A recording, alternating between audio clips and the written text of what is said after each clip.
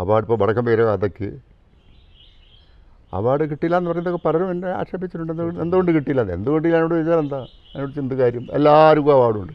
ഇവരെ എല്ലാം നിയന്ത്രിക്കുന്നത് ഡയറക്ടർ തന്നെയാണ്.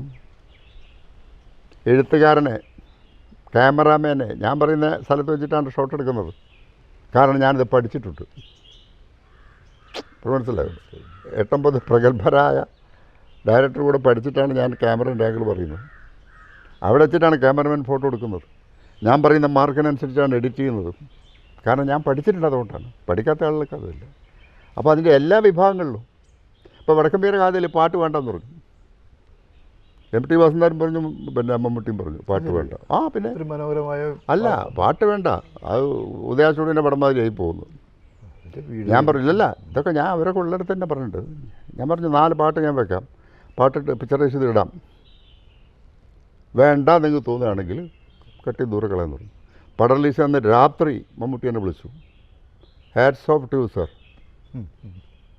പാട്ടുകൾ ഹൈലൈറ്റ്സാണ് പടത്തിൽ നിന്നാണ് പറയുന്നത്.